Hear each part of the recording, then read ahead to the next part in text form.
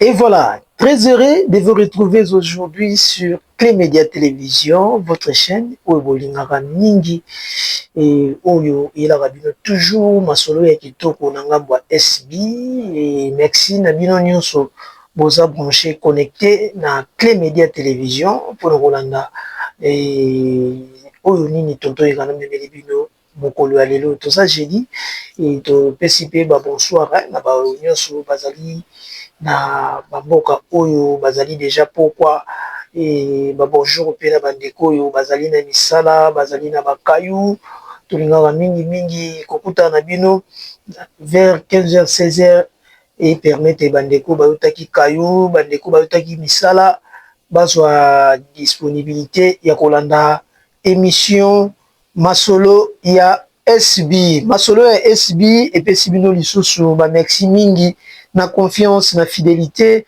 surtout beaucoup plus na motivation bozali na yango et kotala na banalise ya toto irano kotala na oyo tozwela bino na mwa partage oyo tozosala elongo na bino yango toremercie bino lisusu et surtout vers déjà tozokende na fin de l'année topesi bino nyonso bave de bonheur na baye oyo nyonso bazose préparer déjà na bafête bien sûr toza na mois d'octobre et tozokende mpenza na kosilisa mbula 2025 merci na bino nyonso topesi merci na mama Belflorine na niveau ya États-Unis mama Belflorine la tigresse abakuka tongo abakuka salite te abakuku moko ya propre abakuku moko ya raisonnement abakuku oyo ayaka na makanisi ya malamu akontribuaka na baconseil nde yango toza nango besoin tolingi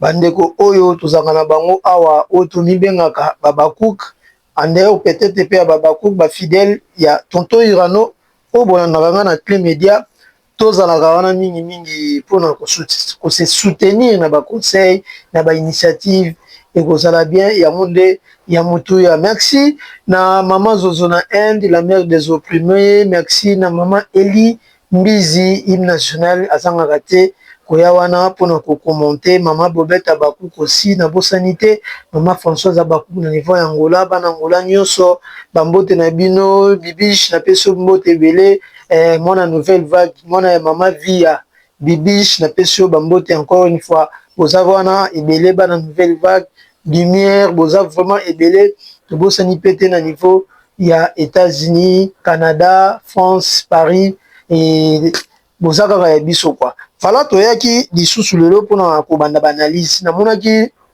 bomonaki pardon déjà na postaki saison 2 ya filme na biso un acte inavouable nde ezali filme oyo na promettre bino déjà nazodémarrer na yango na banalise je crois tosilisaki déjà première saison ça fait déjà 11 jours nazotanga vraiment likolo 11 jours je crois si tout va bien peut-être lelo tolobi tokozwa deuxième saison et nalandaki yango mpona loba na mozindo te mais nakotaki mwa moke na makanisi ya filme mpo epermettre ngai na deuxième saison et en tant que réalisateur tozwa vraiment temps ya komaîtriser mosala yango tokosala analyse mpona kosatisfaire ndeko nyonso oyo azwaka temps na ye kolanda bafilme ya SB avec beaucoup d'attention alors na histoire na biso ya un acte inavouable tomoni lisolo ebetami ya famille moko oyo famille moko te mais oyo eza comme histoire principale tokoloba eza histoire ya ndeko Omar Kabongo que je salue aussi AG et notre grand frère oyo azalaka vraiment na image ya bien na théâtre tolobango bien Omar azali parmi baartiste et comédien oyo asalaka mosala na ye sans critiquer les gens sans faire des polémiques azo évoluer surtout mpe na bana ya vie ta vie napesi bino nyonso mbote tonto irano oyo ya bino tolobaka tonto irano ntango bomona ngai na SB boyebaki azalaka mpe ya moko ya bavie ta vie en tant qu'artiste te mais en tant que baréalisateur ya liboso oyo baréalisa vie ta vie et totia coup de pouce na biso tozalaka mpe wana soki ya kosoutenir ezali tonton Irano a manqué pour soutenir Vite à Vie parce qu'ils allaient entreprise il y a papa Omar et Kabon AG ou a contribué à mingi na ba conseil et pas inaye dans un exemple naye azat tata moko il y a famille en tout cas il y a pas beaucoup à commenter voilà donc histoire principale bon remarquer qui ezaki a AG Omari et l'on a grâce fita aussi que je salue ndenge ka tomonaki mama makambo azalaki wana ndenge tomonaki Naomi Loko azalaki wana ndenge tomonaki Mam Sisila pourquoi ne pas parler aussi d'Awa et Alizias tout ça voilà histoire ezali kitoko makasi ezalaki vraiment kitoko tolobate ezalaki parce que deuxième saison est déjà bientôt là et histoire na biso ezaki vraiment malamu mingi mais eloko na ngina préciser na bandeko bazolanda nga na kati ya banalize ya masolo ya SB o etali ba filme nous allons faire des remarques nous allons aussi applaudir ce qui est applaudi na lobaki yango la fois passée tozala bato sentiment bien sûr nous sommes des abakouk nous allons beaucoup plus aller du côté positif il y a SB parce qu'il y a un objectif na biso ko promouvoir mais s'il faut faire des critiques na artiste na réalisation na écriture tout comme ça nous allons les faire je dois les faire en fonction de moi nazolo bateza maloba ya bandeko bazolanda biso ezali selon moi eza critique analyse onga na kosala et ce qui peut-être na ozala limité allez-y comprendre moto akomi ezali ngai te balobaka l'œuvre d'esprit ezali œuvre oyo ezalaka beaucoup plus accompagné na Saint-Esprit parce que eza eloko oyo tina bonzambe eza moto alalaka lote à réfléchir nini na kosala donc et puis il faut souligner l'œuvre d'esprit ezangaka berere te ezangaka berere te parce que eza eloko oyo esalami na moto oyo eloko esalami na moto ekoki toujours peut-être kozala pe na moi bakokoso alors ezo permettre pe bandeko basala critique donc moi aussi je serai là pour faire des critiques et soutenir ce qui est primordial donc oza primordial c'est soutenir les films de l'SB faire des critiques oui mais objectivité ezali ou objectif ezali ko soutenir nde ba film ya SB na éviter surtout se comprendre parce qu'il y a aussi des gens au bakoya na ngambu moko ya kolobaka tonto Irano pourquoi faire des critiques na ba film SB et so diminuer audience ou et so faire démontrer derrière ya film non tozo beta lisolo ya kati ya ndako c'est bien intitulé masolo ya SB donc s'il y a développé s'il y a critiqué s'il y a des avances il faut tout ça lango na kati ya maison pour tout le intérêt ya ndako to ça on a koukuté tovandi mingi na bakuku et produire pe eloko. Alors cette fois-ci nous allons le faire en public pour ndeko moko amoni akoko contribuer pe akomela biso et prochainement je vous assure que toko taper na système ba live je dois commencer à faire des critiques en live ou soit des analyses ya ba film na biso en live comme ça et vous permettre na moto akota en fait ou soit azoata ko consommer film pour azaka connecter ensemble na biso tant ozo benga ozo contribuer il faut ozala na même idée na bato batala ki film ko ya ko taper à côté té oté na zaki na kayu ko to na na bien tété donc ça veut dire et ko senga na biso nyonso to mankaka épisode té to zaka vraiment ta ko landa film avec beaucoup d'observations et je vous demanderai d'observer pardon les mots français na ça rappelle na première diction. Je vous demanderai d'observer très attentivement pour ce qui est technique et zalaki, ce qui est tout ça, nous allons l'en parler pour ezala et le romoro ya bien. Voilà. Donc kolanda histoire ndenge zalaki na ba simba maki na ngote. Tonton Omar en tant que mécanicien et avec sa compagnante ou azaki comme moi sinaye Nekokras Fita, Zaki Couturière et l'homme qui vivre dans la difficulté. Et les cas qui ne sont qui est baluko secours pas de Konabango, Serge Juillet, au Yemoko a préféré que tout le bango peut bien à ça qui avance na remarqué okoki toujours kodemere te na souffrance ya boye au lieu peut-être napesaka yo mbisi je préfère mieux napesa yo ndobo po yo moko oyeba koloba mbisi na bayebi ndobo te ezali instrument oyo permetaka mpona kopêcher poisson. Voilà les termes na lingala. Peut-être il y a des gens où bako simba ma penza na lingala na biso te parce que je me suis habitué ya koloba moi lingala ngo penza mingi ya makasi pona baye auto bengi culture congolaise. Voilà. Et j'ai fait l'honneur, il y a mboka na ngai, donc je suis fier et à l'aise à parler lingala sans peut-être cause un complexe. Moi, oh, rendre difficile ou soit dans prononçant bien en français. Allez-y comprendre que je suis pas un français, même si j'ai fait les études, mais n'a pas fait l'erreur parce que n'a pas maîtriser français en généralité. Voilà, trop le bon, ou soit n'a pas maîtriser en profondeur. C'est ça. Donc, après avoir proposé à Omar Kolo Bambisi, ça veut dire que au branché na musala oya sala va auto et ba film pe belé sala mandingona na ba idée tout consort Omar fin de compte dit à difficulté a qui peut kotal sa moi sinaye ou à sa grâce paye fin du compte a qui koleta li solo yango na collègue naye awa ou azaki comme couturière aussi awa il y a une séquence oyo na trouvé qui sont vraiment très important et surtout beaucoup plus na ba foyer na biso to za na ngo bandeko boye ba il y a des problèmes monsieur yaka ou soit mbonge to mon pépé ou soit vague tempête to mélanger balanga ngo po batu musu bazwa péter ko comprendre mi pépé moko ko la biso difficulté moko ko la biso na ba période pétant moko boye mutu nyonso te ba ko saisir ngo to mutu nyonso te ba ko se maîtriser ngo alors na partage les solo ndenge grâce à solo ki ngo na wa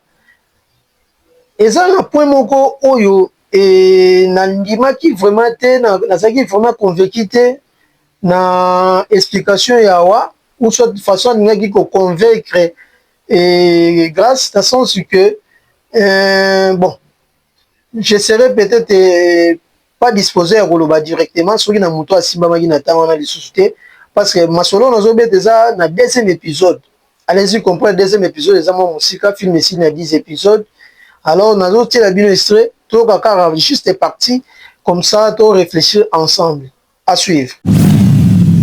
Et puis Omar se laisse aller facilement comme ça. Il vient m'en parler comme si c'était l'autre comment il essaie.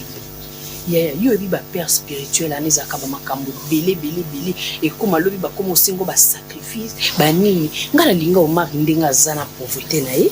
Je sais que c'est un courageux, c'est un travailleur. À ça la musala nae, demain il peut s'en sortir. Eliye muninga ne Serge lokwa ye ozui lokwa bokoli na ye bozaki na ye banda bomwana fo bozwa nzela moko est-ce qu'ils ala bon hein ata yo moko yebisa ezaka bongo na wa biso que chef spirituel nyonso azaka ya mabe ama ya malamu za nani chef spirituel à malamu za pasteur voilà est-ce que ba pasteur peut baba chef spirituel non mais ba benga bango bongo te bah c'est les sera appelé chef spirituel te ba benga ba apôtre ba berger ba pasteur bon na ba prêtre tout ça na ba chef spirituel benga ba prêtre bat na appellation na kolunga komona mabesi kama beza kati eloko ezoboma biso yango wana quand tu cherches à kotala mabe komona mabesi kama bezali yango wana ndo koma na problème pesa accorder bénéfice du doute ngana Omar toana mwana moko ba makambo oyo toyoka ba masolo totala na ba TV ba réalité zalaka ndenge moko okende kuna ba kosi on est bandeli après ba comme osingo ba sacrifice yaya moi je ne peux pas exposer la vie et de mon enfant et de mon mari parce que je l'aime comme ça nalinga ke bongo je l'accompagne muke na ozwa awa na couture muke na ba mécanique na ewana jusqu'à ce que Dieu va nous bénir. Hein? Pour Anika Lokola, je ne sais pas, je ne comprends pas les humains. Ce qui m'a dit, Betty, Azui, Yopolingo Zoka, Natawana. Est-ce que Babotama est datmo? Ata Bobotami datmo, Bobotama air monté, Ata air moko, Bobotama seconde mokote, Moutuna Moutazana Tana ye. Hein? Grâce Makamwana na pétition. Nabisio, on nous sommes ambassades et Zarabia. Olinka Otika na vie, oh. ya mabe ezande suka ke somba akesimba kisi soki mama soki ya mabe eza wapi ya mabe eza elambo polata muta tonga kiti mama ya mabe ezali ndaki kusimba kisi omoni biso na ba Africain to bebisi pe makambo ebele po to perdre ba originalité belé to perdre ba nani ebele parce que to bebisi ba to bungisi ba départ na biso to bungisi ba balie na biso to bungisi o ezalaki ba repère na biso parce que to se concentrer plus na ba dieu étrangère ou étranger ce que to zo ba suko e ba nani te et pourtant e ba ke en Afrique awa bo biso to koma monde ko benga lelo kindoki ko to koma benga kindoki eza ba coutume ancestraux n'est pas la sorcellerie. Le monde a évolué. Quelle évolution? La spiritualité évolution à la raté maman. La spiritualité évolution à la raté. Non mais attends, tu m'étonnes hein. Apparemment il y a ba proposition de ce genre. Est-ce que ça proposition muta ke ko simba ki ça bien mon père spirituel. Au monde obi ke Simon Kimbangu d'abord à père spirituel moi. Est-ce que tu sais ça? Est-ce que oyebi pe lisusu wa oyo kimpa vite azaki chef spirituel? Pourquoi to ngaka ko mona ya biso mabe ya mindele malamu? Maman. Non, to bi manon na kati makambo wana. Ngana na omoni bato na soka baza ba na problème te. Omoni o alelo ba nganga ba koma android, ba koma obenga ba père spirituel, ba koma na ba kombo. Kasi ba pasteur pe baza ba père spirituel na biso. Soka lo ben na pasteur na ngana boya te. Te zande ka appellation, ba tumsu ba prêtre pe ba père spirituel. Franchement, moi je suis pas sûr. C'est que lingini eza la prêtre to pasteur. Voilà, merci beaucoup Yves Kabengele, derrière la caméra et surtout beaucoup plus dans l'élément au télévision, dans la régie. Ça veut dire que, Bisso, tout au prêter attention, nous avons remarqué ce qui était bon et mal par rapport à Badir Yawa. Grâce à Lobby Boui. À Lobby, camarade Naye, Serge Azo, Talisa Bisso, père spirituel. Il faut tous avoir un homme spirituel à Bisso, maître spirituel tout comme ça. Vous savez, dans la vie d'un chrétien, parce que je suis un chrétien, il faut parler beaucoup plus en anglais, connecté et je ne suis pas peut-être égoïste tellement que je suis chrétien, chrétien, non. Parce que ici, il y a tout le monde, tous dans différentes religions, tous dans différentes doctrines, bazali awa. Peut-être qu'il faut pas nous obliger peut-être à la doctrine en tant que chrétien, mais ma film est beaucoup plus total à cas au na Kinshasa Congo tout ça là on a fonction na angle moko na format moko boy il y a édifier ou soit ko évangéliser le christianisme, tandis que il y a des fidèles ou des fanatiques ou peut-être ba fidèle il y a christianisme ou soit ba chrétienté. Donc point musu ces alliés to simba ngote na émission parce que ça va créer des problèmes. En tout cas, ça va créer des problèmes, il y aura des gens au baroya ko intervenir, ça va créer toujours des problèmes. En tout cas, je ne peux pas aller dans anglais et qui peut-être que participer biso na masolo to robeta. Alors, na film né to lobi anglais mi to ya na mo mi ko évangéliser et beaucoup plus to visa ba chrétien. Awatali qui grâce na kolobake et bah pasteurs aussi, ce sont des maîtres spirituels, je crois. Spirituels, c'est ça. Parce que bato mususu ba vivre na ba foyer, to na banda kuna bango, au monde azarana na père spirituel na été par exemple. Atikala woyoka lisola Jésus-Christ te. Mutu muso ko mona ngolu kuta, o mona ngolu choui, il y a des gens comme ça. Ayoka na ya mona ba filmer au total. Mais en profondeur, qui est Jésus-Christ est allié.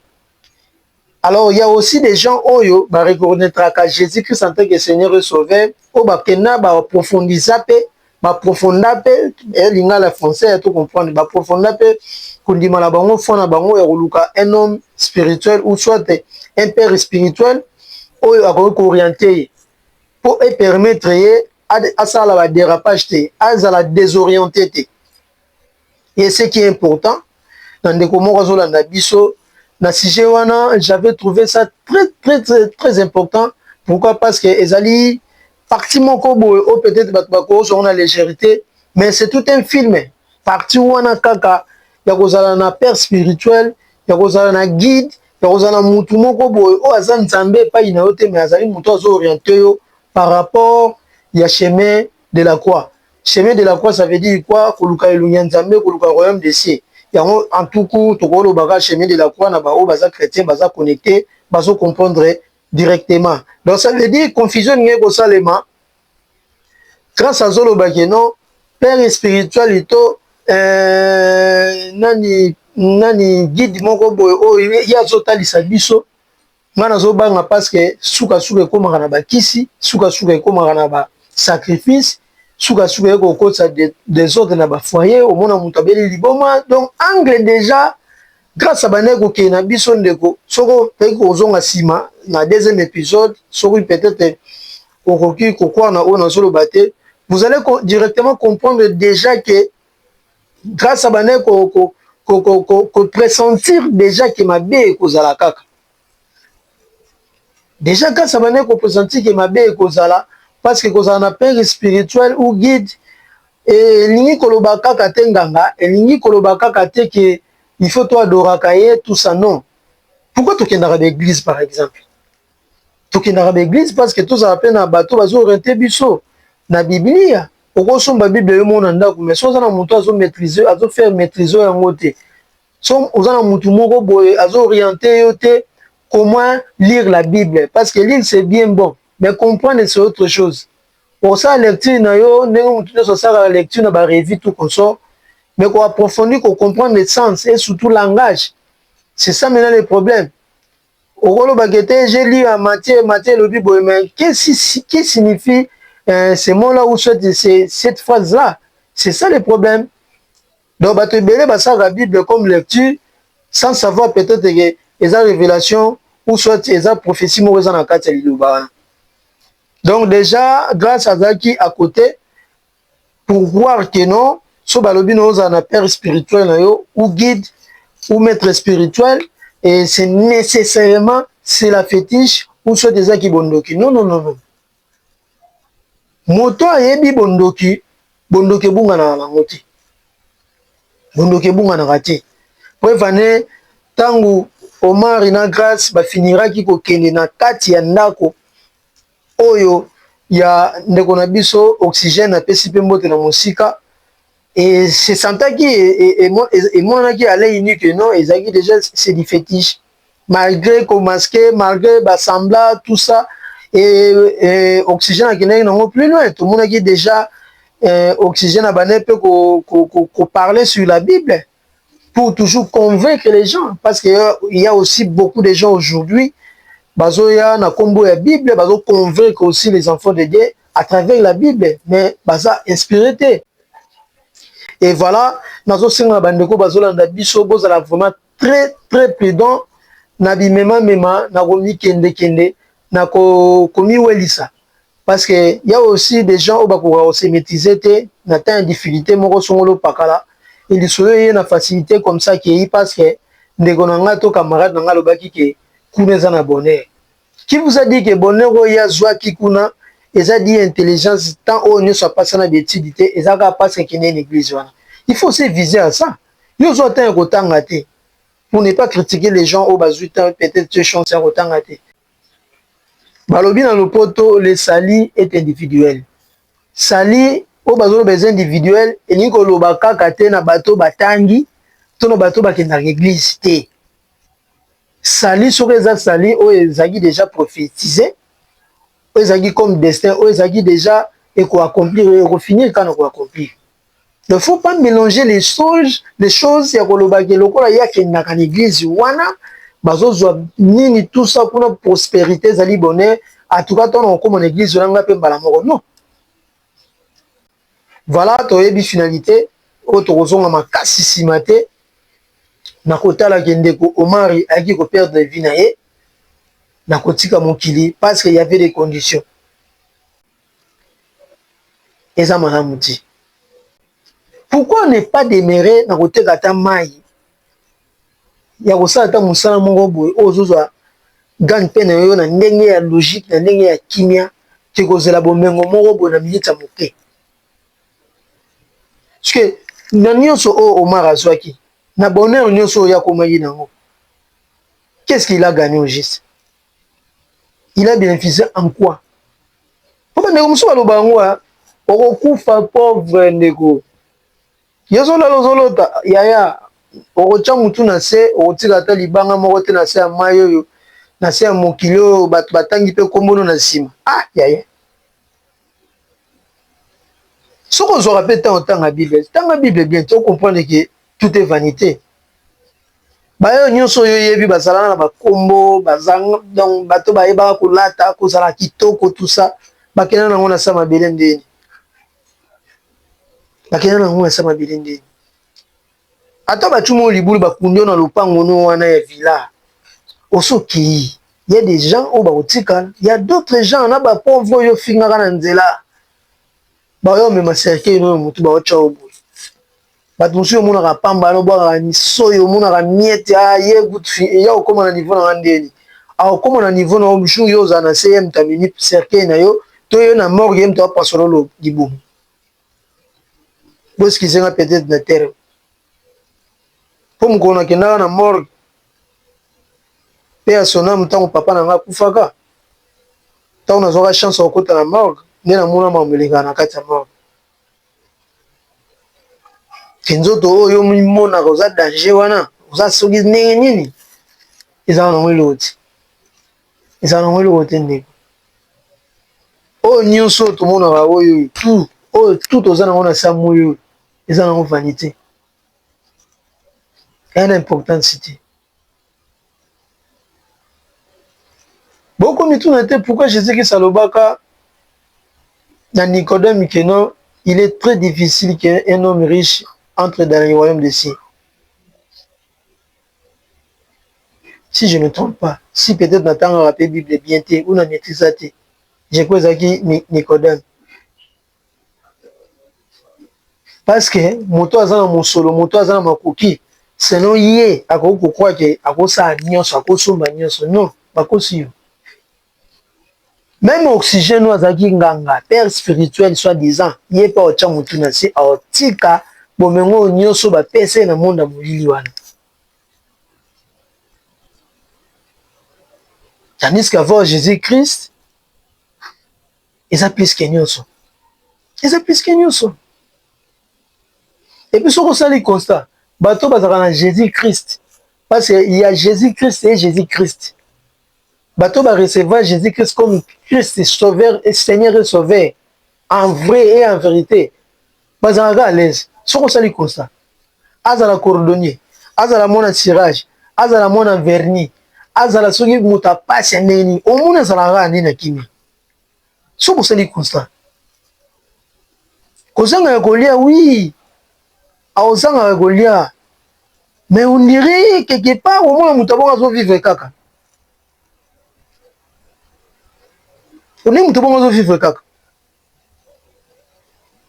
Bande kona ngai. Non quand on a profondeur, il y a place on a ina kendete mais ils ont singa na mamwe mo ebele. Ça la constat bana sirage bazana na rompo victoire. Bana sirage bazana na rompo victoire wana. Au mona ke soko yo ke poto surtout bato bazala même sous 2 semaines 1 mois après azongi azane ka wana ti asala ga sirage avion et sous grand poète tout ça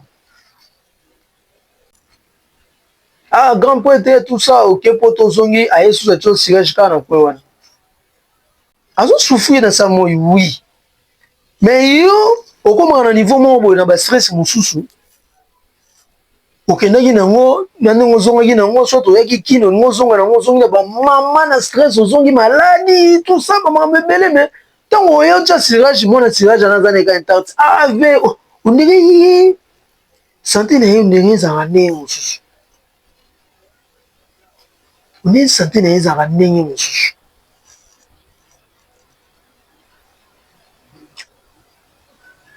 oh mutali bon tout monde nge mère bo bino tout boye ma Sophie les gars mais bato ba mbongo ba odaye bozo ngona ba analyse ngona na ça bato mususu omona ke awa ko daye te mais John bina daye mais ma Sophie na liboma le ki lisusu nani bo na mais wana te ka ba koni na ali ki lisusu qu'est-ce qui fait que bato ndenge wana bawumelaka soit bazalaka na bango na baproblème te parce que bazozwa bacharge te ou comment nazolinga na miyeba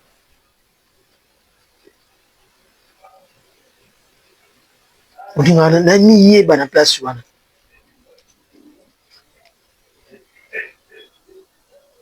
poneti boye na kati ya filme na biso un acte inavouable.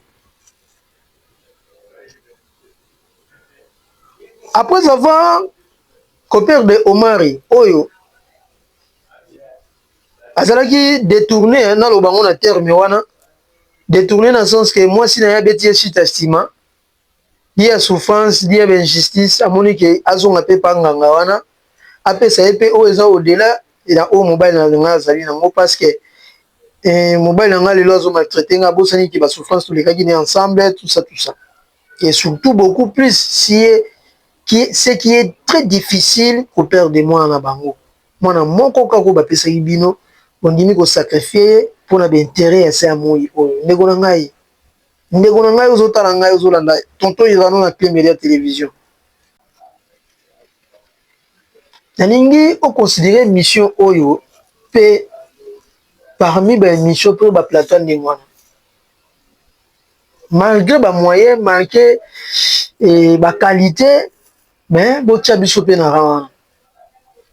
Et là ozanga ka mingi ezana ngo ba soutien wana. Poto koma pe roi pe ba. Ba soutien na biso eza ya ba genre Serge Ayaki na mo pa o marité. Ba soutien na biso ezana na ba voix moko normal, ba voix moko ya ko édifier peuple dédié, ba voix moko ya ko canaliser bana na Nzambe ba kota na royaume d'ici. Na bandeli lelo pe lobi na kozala ngati mais na kozalaka awa toujours pour nous évangéliser surtout beaucoup plus pour nous rebelela moko oyo azolinga se perdre pour peut-être azangi ozangi sila ate tala banzalo leka nango na vie ti lelo ozo vivre kaka o vivre ka ndeni falo kufa na nzala liboso neni ya mibale ya misato ya mine yo ozo vivre ti lelo ça veut dire que mutu apesaka biso ezalaka Nzambe. Miracle esalamaka na désert ya bana Israël pendant 40 ans. Ezalaka nango ti lelo. Bato bakansaka ba miracle on est moko changea. Oui, c'est bien bon, je peux le dire aussi et que changea, je peux aussi confirmer que changea parce que na robeta bino lisolo moko ya moke ngana grand frère na nga moko boye tolobaka totangi Bible mingi to mi ko sela no vexé ou toyoka lisolo ke bana Israël na nzela ya désert Nzambe na bana olesa bango mo ape ba mbisi bino to likolo ba mape zoya et puis Bible lobi so zali na kondimo bonde na kondimo ko zo ba pe na nzete longwa awa ekipe kuna nzete pe sali yango eza biblique to sa nzungu mibale to cha nzala ebeta biso to ta classe po biso to bana Saint-Pierre na tangi na école na koloba ni catholique et puis salutiste je suis un salutiste ne to mi benga ba armée du salut wana voilà astangi na Saint-Pierre oyo ezalaka na Prince Kasavo Bouana école nga na tangi yango wana école primaire na nga na sali wana na humanité na nga na ya kosala na école salutiste armée du salut yango bozomona na bafaçon d'être eza moins différent sikoyo totie banzongo mibale boye tobanda priere et puis priere yango ya lukuta te ya intérêt ke tant tofungola nzungu na bamayi mibale totiaki na banzungu wana en tout cas faut tokuta kolia grand frère na biso azalaki souple na langa alangi mpe ya baje te koprie ti alangi ekoti ti tobi amen oyo bameni oyo eza binoki ofungi kenga amen fungola bina boye mayi kaka na kati ya nzungu. C'est par là j'avais compris que Nzambe asalaka na ngonga na ye mpe na volonté na ye Nzambe batindaki te bafokisaki mpe te oyo ya bana ya Israel ezalaki parce que nde ye alingaki ezala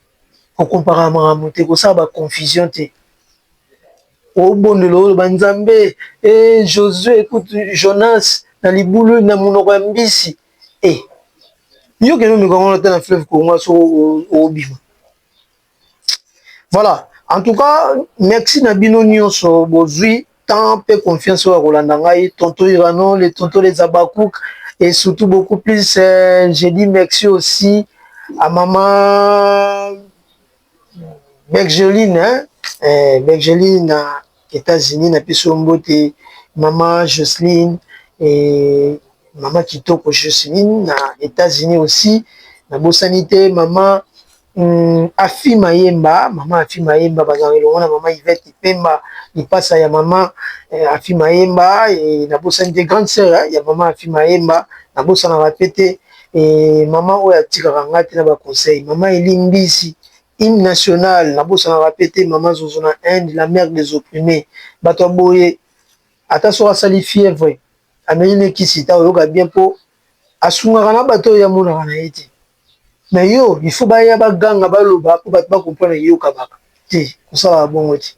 Donc on continue ensuite, il y a l'isolo na biso, je crois, ndenge na lobby, Omar Akufaki parce que netro baka vouloir trop on peut risquer.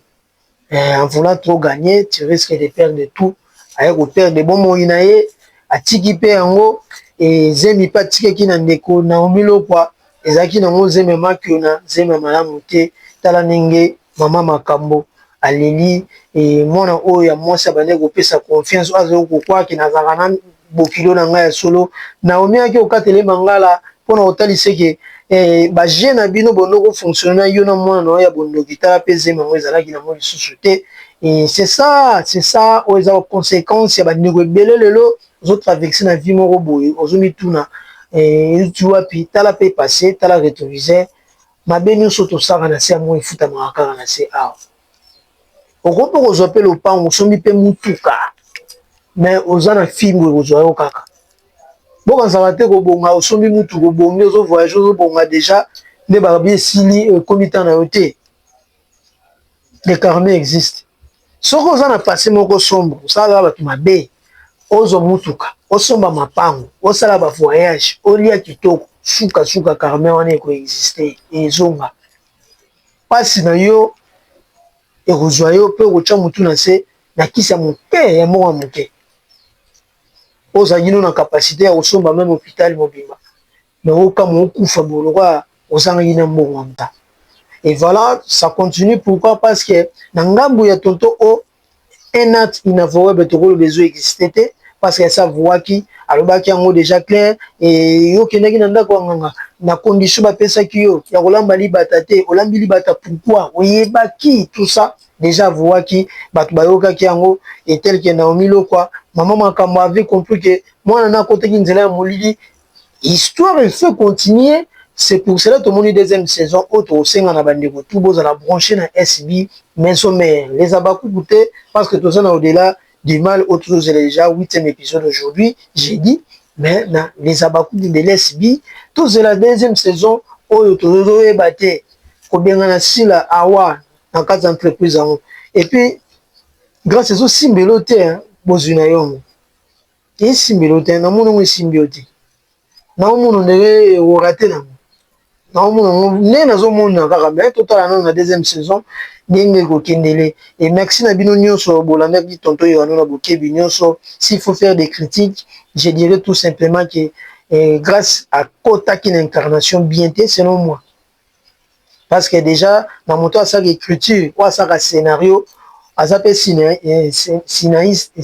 scénariste tokoloba ça cinéma akoloba après déjà qu'on détecter histoire par rapport à la guerre, il y a grâce tel que moi, la deuxième épisode déjà qu'on le baguette. Sur la panneau, à nous mettre cette condition, à nous mettre cette ma béa kaka pour nous relaxer, bisou qu'on dit ma béa koya kaka. Ba dire na yo déjà et ba ne couper sa biso déjà auto benga téléphone hein, la langage technique to benga ngo au téléphoner, tiko téléphoner na ba ndeko ba sala théâtre Congo ou soit cinéma ba yebi. Les cinéastes bayebi que qu'on prédire déjà le langage mususu na film keba et qu'on faire révéler les secrets cachés par rapport à l'histoire na mona ki ngozali na l'erreur wana moi trop na ba dire na yo omona de mususu tant même Omar et tant ayaki ce qui était grave na tableau wana Omar Azokufa, Azoloba Makamumba, Azo comprendre pendant au moins 7 minutes. Si c'est pendant au moins 2 minutes, je crois. Pour excuser 7 minutes, c'est trop. Pendant au moins 2 minutes, Nini, problème est Nini. Oh, allo bango combien de fois? Abimisma Malibata. Alors, bio, c'est qu'on connaît, on compte à qui, bon, ça va Nini, on le dit Nini. Donc, on comprend toujours, mais au juste. Au juste, au juste. Au juste. Voilà, donc, on a remarqué qu'il y a un autre dans le 10e épisode, vous remarquez que Tonton O a insisté qui tellement trop jusqu'à ce qu'il y ait et ce qui était aussi important, parce que mon toi, ça, le scénario, c'est lui, bon, ce qui était important par rapport peut-être aux réalisateurs, je m'excuse, parce que scénario, script, ils ont la relation de la réalisation. Donc, mon toi, comme réalisateur, peut-être c'était voulu par les réalisateurs. Yango batika qui insistance na ye ba ignorer c'est comme si bazo kabiete mais na maman makambo Naomi lo quoi il fallait nécessairement quoi intervenir ko yo kaye na mambo azo bimisa quoi kize grâce pour maman kisi quoi kize grâce ba condition libata to sentir on na Naomi c'est comme si bane ko leke le roi mon pépé et na grâce aussi alors ça semblant c'est comme si ayebite oui c'est bien bon mal ke bagenda ki bango me balena na kwa ngwa ya nganga mais du moins il fallait changer au moins directement les directives par rapport à message naïe pour nous accueillir et si peut-être Marambo Awazoluba et ça en conséquence. Voilà, merci beaucoup na bien sur tout ce que madame na mabota et tout le monde na numéro mususu. Bye bye.